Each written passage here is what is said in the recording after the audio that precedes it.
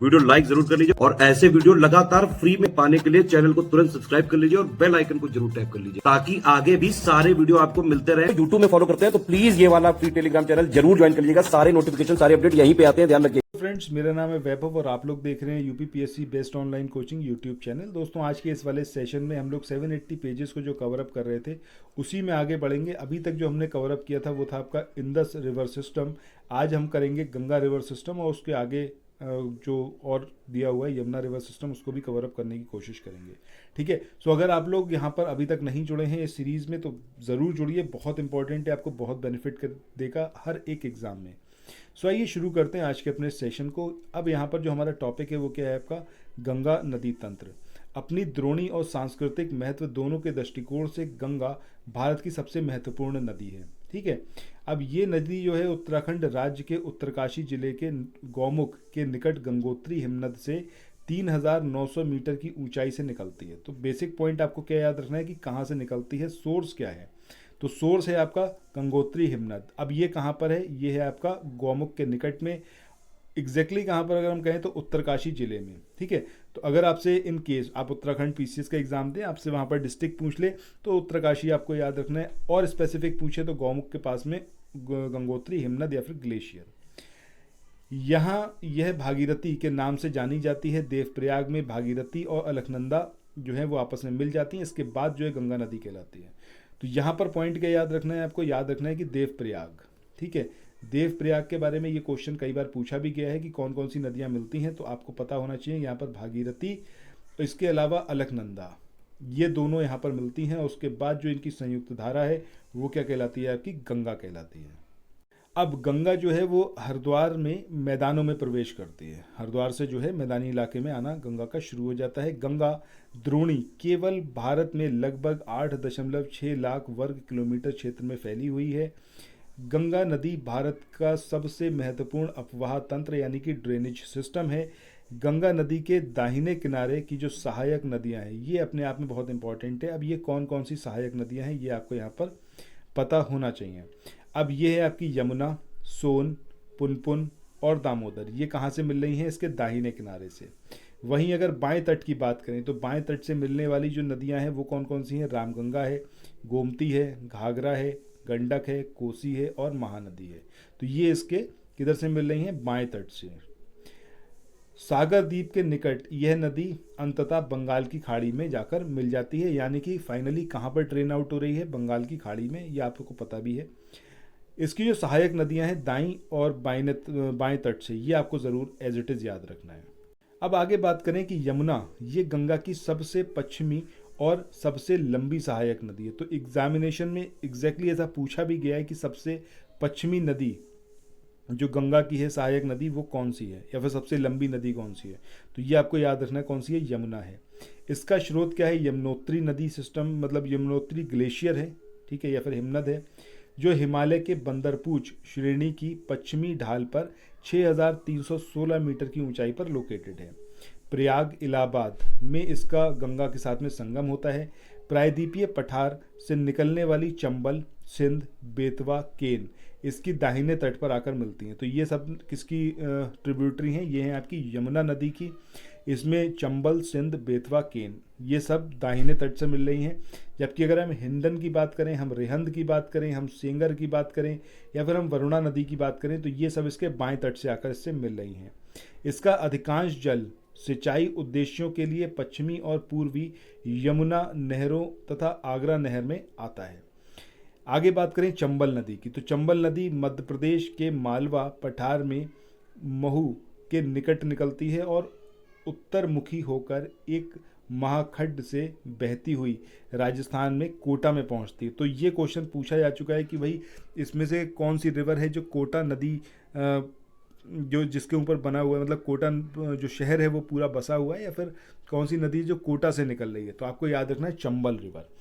और जहां इस पर गांधी सागर बांध बनाया गया है, तो ये क्वेश्चन भी बहुत बार पूछा गया कि गांधी सागर बांध जो है कौन सी रिवर पर है, तो ये है आपका चंबल रिवर पर। कोटा से यह बूंदी, सवाई माधोपुर और धौलपुर होती हुई यमुना नदी में जाकर मिल जाती है। चंबल अपनी उत्खात भूमि वाली भू आकृति के लिए प्रसिद्ध है, जिसे चंबल खड्ड या फिर रिवराइन कहा जाता है। गंडक नदी दो धाराओं काली गंडक और त्रिशूल गंगा से के मिलने से जो है बनती है। तो ये आपसे एग्जामिनेशन में पूछ सकते हैं कि गंडक नदी किस किस से कौन कौन सी धाराएं आकर मिलती हैं तब गंडक नदी बनती है। तो आपको पता होना चाहिए काली गंडक और त्रिशूल गंगा। ये नेपाल हिमालय में धौलागिरी और माउंट एवरेस्ट के बीच से निकलती है और मध्य नेपाल को अपवहित करती है, मतलब वहाँ पर पूरा ये बहती है। बिहार के चंपारण जिले में यह गंगा मैदान में प्रवेश करती है और पटना के पास में जो सोनपुर है वहाँ पर ये गंगा नदी में फाइनली जाकर मिल जाती है। तो ये गंडक रिवर के बारे में पॉइंट याद रखने। इसके बाद घाघरा रिवर की बात करें। घाघरा निगर रिवर जो है आपका ये मापचा चुंगू हिमनद से निकलती है, ग्लेशियर से, और ये जो है आपका तिला सेती बेरी नामक सहायक नदियों का जल ग्रहण करने के उपरांत शीशा पानी में एक गहरे महाखड्ड का निर्माण करते हुए पर्वत से बाहर निकलती है। शारदा नदी काली या फिर काली गंगा इससे मैदान में मिलती हैं और अंततः छपरा में ये जो है वो गंगा नदी में मिल जाती है। तो कहाँ पर मिलती है ये लोकेशन पता होनी चाहिए कि कहाँ पर मिलती है, छपरा में। इसके बाद आगे हम बात करते हैं कोसी की। तो कोसी कैसी है आपकी पूर्ववर्ती नदी है जिसका स्रोत तिब्बत में माउंट एवरेस्ट के उत्तर में है, जहाँ से इसकी मुख्य धारा अरुण निकलती है। अरुण नदी से मिलकर ये जो है वो सप्तकोशी बनती है। रामगंगा नदी की बात करें तो ये गैरसैंण के पास में गढ़वाल की पहाड़ियों से निकलने वाली अपेक्षाकृत छोटी नदी है। शिवालिक को पार करने के बाद यह अपना मार्ग दक्षिण पश्चिम दिशा की ओर बनाती है और उत्तर प्रदेश में नजीबाबाद के निकट मैदान में प्रवेश करती है और फाइनली कन्नौज में जाकर गंगा नदी से मिल जाती है। तो कहाँ पर जाकर गंगा नदी से मिलती है ये पता होना चाहिए, कन्नौज में जाकर। बहुत इंपॉर्टेंट है। अगर आप लोग उत्तर प्रदेश पीसीएस की तैयारी कर रहे हैं, आप आरओ की तैयारी करना चाहते हैं या बीईओ की तैयारी करना चाहते हैं, इन तीनों एग्जाम की अगर आप तैयारी करने चाहते हैं तो स्टडी फॉर सिविल सर्विसेज के कोर्सेज को आप ज्वाइन कर सकते हैं कंप्लीट तैयारी के लिए।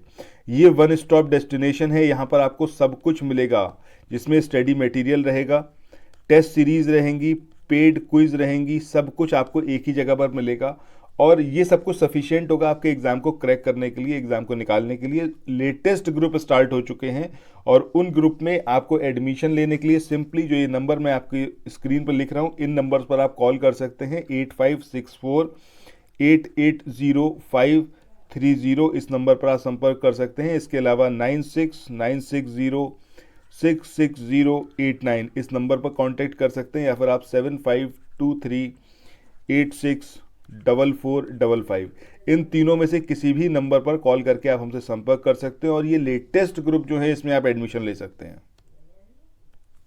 इसके बाद आगे बात करते हैं दामोदर नदी की। इसको सौरो ऑफ बंगाल भी कहा जाता है, बट अब ये सौरो ऑफ बंगाल नहीं है। क्यों नहीं है? क्योंकि दामोदर नदी कॉरपोरेशन नाम की एक बहुउद्देशीय परियोजना बनाई गई, जिसकी वजह से अब ये नदी जो है बंगाल का शोक नहीं रही है। ठीक है, अब ये कहाँ से होती हुई हुगली नदी में जाकर मिलती है? तो वो है आपकी भ्रंश घाटी। एक भ्रंश घाटी से होती हुई ये फाइनली हुगली नदी में जाकर मिल जाती है। बराकर जो है वो इसकी एक मुख्य सहायक नदी है। तो ये पूछा गया क्वेश्चन है कि बराकर किसकी सहायक नदी है? तो दामोदर की। चलो, इसके बाद नेक्स्ट हम बात करें शारदा या फिर सरयू नदी की। तो कहाँ से निकलती है? ये नेपाल हिमालय में मिलाम ग्लेशियर वहाँ से निकलती है और इसको गौरी गंगा के नाम से भी जाना जाता है। भारत नेपाल सीमा के साथ बहती हुई रहती है और जहाँ इसे काली या फिर चाइक कहा जाता है और छपरा नदी में जाकर ये मिल जाती है। इसके बाद नेक्स्ट हम बात करें कि गंगा नदी की एक और महत्वपूर्ण सहायक नदी है जो है आपकी महानंदा।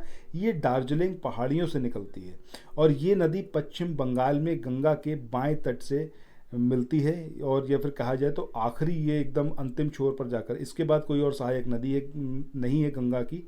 तो ये अंतिम सहायक नदी है जो कि बाएं तट पर जाकर मिलती है गंगा रिवर से। इसके बाद आगे हम बात करते हैं कि गंगा के दक्षिण तट पर सोन एक बड़ी सहायक नदी है जो अमरकंटक पठार से निकलती है। पठार के उत्तरी किनारे पर जलप्रपातों की श्रृंखला बनाती हुई यह नदी पटना से पश्चिम में आरा के पास जो है गंगा नदी में जाकर विलीन हो जाती है। तो सोन भी क्या है? आपकी गंगा की एक ट्रिब्यूटरी है।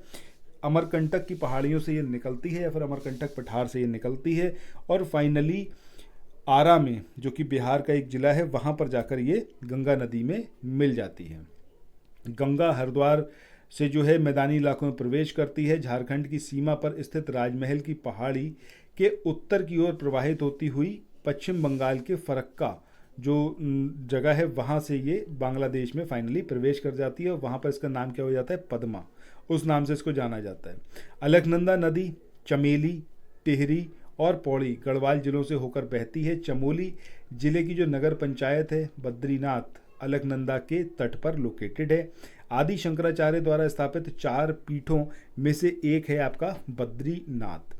केदारनाथ से बात करें तो केदारनाथ से रुद्रप्रयाग की ओर बहने वाली नदी जो है वो है आपकी मंदाकिनी, और ये चौराबाड़ी ताल से निकलती है और सोनप्रयाग में काली गंगा से जाकर मिलती हुई आगे बढ़ती है।